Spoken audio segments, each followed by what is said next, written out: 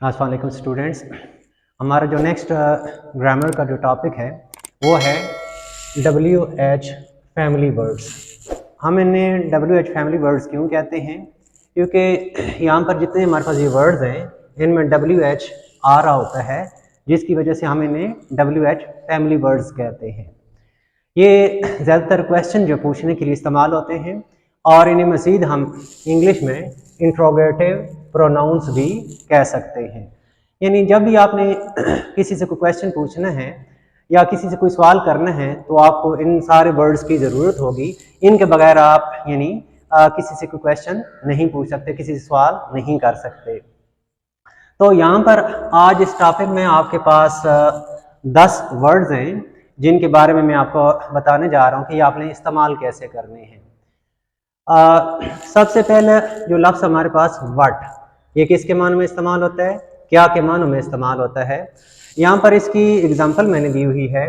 बिलफर्ज उर्दू का कोई जुमला है कि आपका इसमें मुबारक मुराद, यानी किसी बंदे से आप पूछना चाहते हैं कि आपका नाम क्या है, तो उसके लिए हम फिर इंग्लिश में उसे क्या कहेंगे, what is your good name please. यानी किसी से उसका नाम पूछने के लिए आपने ये वाला सेंटेंस जो है इस्तेमाल करना है। मज़ीद इनमें मुख्तलिफ टेंसेस इस्तेमाल हुए हैं, लेकिन आपने इन टेंसेस की तरफ अभी नहीं जाना। अभी आपने सिर्फ इन वर्ड्स का जो इस्तेमाल है, WH वर्ड्स का जो इस्तेमाल है या इंट्रोगेटिव प्रोनाउंस का जो इस्तेमाल है वो अभी आपने सिर्फ सीखना है। मराद इन वर्ड्स को आपने सीखना है कि ये किस तरह इस्तेमाल आप स्पीकिंग के दौरान या कन्वर्सेशन के दौरान जो है या क्वेश्चन आंसर सेशन में इनका कैसे इस्तेमाल करने, उसकी तरफ आप यानी तवज्जो होनी चाहिए। मज़ीद जो हम आगे बढ़ेंगे तो फिर ये सारे जो टेंसेस हैं क्या क्या होते हैं, कौन सी फॉर्म लगती है, कौन सा हेल्पिंग वर्ब उनमें इस्तेमाल होता है, मेन वर्ब क्या होती है, ये सारे हम बाद में डिस्कस करेंगे। तो सेकंड वर्ड हमारे पास है वाई। ये किसके मानों में इस्तेमाल होता है, क्यों के मानों में इस्तेमाल होता है। यहाँ पर आपके पास एग्जाम्पल है, तुमने मुझे गालियाँ क्यों दी। तो इंग्लिश में हम देखें क्यों के लिए हम क्या इस्तेमाल करेंगे, वाई इस्तेमाल करेंगे। Why did you call me names, तुमने मुझे गालियाँ क्यों दी। ऊपर वाले आप में देख लें कि यानी इसमें मुबारक, यहाँ पर आप कह सकते हैं कि आपका नाम क्या है, तो तब उसके लिए हमने व्हाट इस्तेमाल किया है। बाज़ औक़ात क्वेश्चन जो वो डायरेक्ट नहीं होता, इनडायरेक्ट होता है। जैसे यहाँ पर क्या है, आपका इसमें मुबारक, इसमें डायरेक्ट हमने अब यहाँ पर क्वेश्चन वर्ड उर्दू को यूज़ नहीं किया हुआ, लेकिन हमने कॉमन सेंस पे जाना है और देखना है कि वो किस चीज़ का कॉन्सेप्ट दे रहा है, सवाल पूछने का कॉन्सेप्ट दे रहा है, तो इस वजह से इसमें हमने यहाँ व्हाट इस्तेमाल किया था। तो नेक्स्ट हमारे पास जो वर्ड है नंबर 3, हुज, किसकी या किसका। ठीक है, इन मानों में ये इस्तेमाल होता है। यहाँ पर आपके पास उर्दू का जो सेंटेंस है, ये सुनहरी घड़ी किसकी है, यानी सवाल पूछा जा रहा है कि ये जो घड़ी है इसका मालिक कौन है। तो इसके लिए फिर हम इंग्लिश में क्या इस्तेमाल करेंगे, यानी किसकी के लिए whose golden watch is this. Mind के इन सारे क्वेश्चंस के एंड पे आपने क्वेश्चन मार्क लाजमन डालने हैं इंग्लिश के जो सेंटेंसेस हो गए उनके लिए। और नेक्स्ट हमारे पास 4 नंबर वर्ड है होम, किससे या किस से। ठीक है, इनके मानों में ये इस्तेमाल होगा। यहाँ पर उर्दू की आपके पास एग्जांपल है, आप किससे मिलना चाहते हैं या आप किससे मिलना चाहते हैं। तो इसके लिए हमने क्या है, यानी किससे या किस से या किससे, उसके लिए हमने होम का वर्ड यहाँ यूज करना है। Whom do you want to see. इसके अलावा आप यहाँ मीट का भी वर्ड यूज कर सकते हैं। नेक्स्ट हमारे पास वर्ड नंबर 5, वेयर, कहाँ के मानों में इस्तेमाल होगा। ठीक है, और उर्दू की यहाँ पर एग्जांपल है हमारे पास, नौकर सुबह सवेरे कहाँ चला गया, यानी ये कहाँ जो है इसकी सबसे पहले हमने ट्रांसलेशन करनी है। Where did the servant go away early in the morning. साथ साथ आपने एक चीज ये भी ध्यान में रखनी है कि ये जितने भी क्वेश्चन वर्ड हैं, ठीक है, ये जो इंग्लिश के हैं या इधर जो उर्दू के आ रहे हैं, जैसे यहाँ पर क्या है, क्यों, किसकी और किससे, कहाँ, यानी सबसे पहले ये जो उर्दू वर्ड के जो क्वेश्चन हैं, क्वेश्चन वर्ड जो हैं, इनकी सबसे पहले हमने ट्रांसलेशन करनी होती है। जैसे यानी व्हाट आ गया, वाई आ गया, हुज आ गया, होम आ गया, वेयर आ गया। यानी इन उर्दू के जितने भी जुमले होंगे उनमें आपने ये क्वेश्चन वर्ड सबसे पहले ढूंढने हैं। सबसे पहले इनसे ट्रांसलेशन की इब्तिदा होती है, फिर बाकी यानी सेंटेंस जो बनाया जाता है।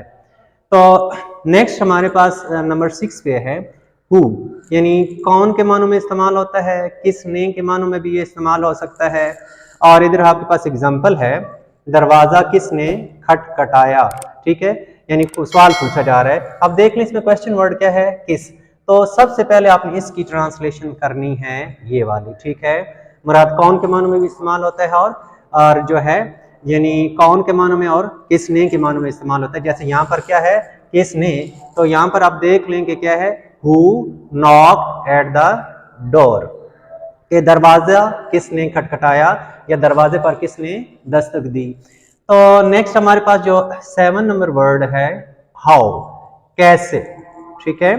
और उर्दू की यहाँ पर हमारे पास एग्जांपल है, तुम्हारा दोस्त लाहौर कैसे पहुंचा। आप देख लें कि इसमें जो क्वेश्चन वर्ड है उर्दू का कैसे, तो सबसे पहले कैसे के लिए हमें यानी यहाँ पर ट्रांसलेशन करेंगे how. How did your friend reach Lahore, तुम्हारा दोस्त लाहौर कैसे पहुंचा। नेक्स्ट हमारे पास जो 8 नंबर वर्ड है ये है हाउ मैनी।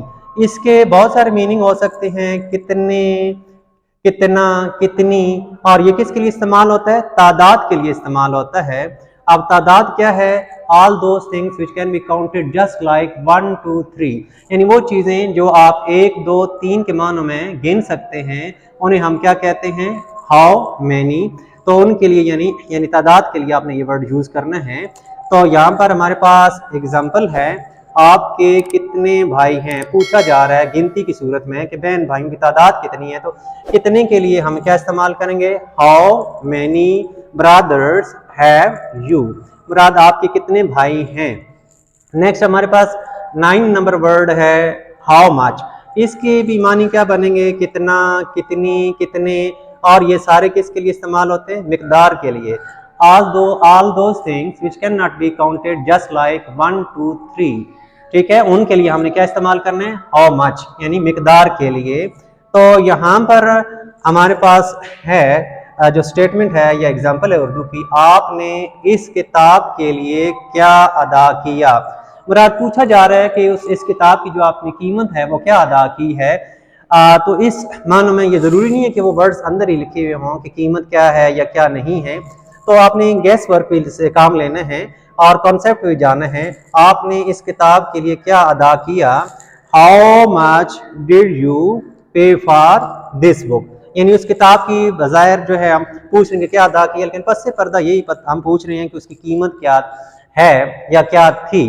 तो नेक्स्ट हमारे पास 10 नंबर वर्ड है व्हेन, कब के मानों में इस्तेमाल होता है। तो यहाँ पर हमारे पास एग्जांपल है, वो कब कराची रवाना हुआ, ठीक है। ऑलरेडी मैं आपको पहले बता चुका हूँ कि ये सबसे पहले अपने क्वेश्चन वर्ड को सॉर्ट आउट करना होता है। उर्दू के जितने भी क्वेश्चन वर्ड है सबसे पहले उनकी ट्रांसलेशन हम करते हैं और उसके बाद बाकी जो है जुमले की ट्रांसलेशन की जाती है। तो यहाँ पूछा जा रहा है कि वो कब कराची रवाना हुआ, तो सबसे पहले हम इस वर्ड की क्वेश्चन वर्ड की यानी ट्रांसलेशन करेंगे, when did he leave for Karachi, ठीक है। लीव फॉर ये आपके इडियम भी है, यानी रवाना होना, कहीं जाना हो तो उसके लिए यानी रवाना होना। तो इस वजह से ये इसकी ट्रांसलेशन होगी, when did he leave for Karachi, यानी वो कब कराची रवाना हुआ। तो यहाँ पर एक सेंटेंस है आपके पास, ये 2nd number, why did you call me names, ठीक है। नेम्स लिखेंगे तो इसके माने क्या बनेंगे, गालियां बन जाएंगी। तो इसके लिए अल्टरनेटिव जो वर्ड है वो अब्यूज का भी इस्तेमाल कर सकते हैं, ABUS abuse, why did you abuse me, यानी यहाँ पर आप इसका अल्टरनेटिव सेंटेंस है वो भी इस्तेमाल कर सकते हैं।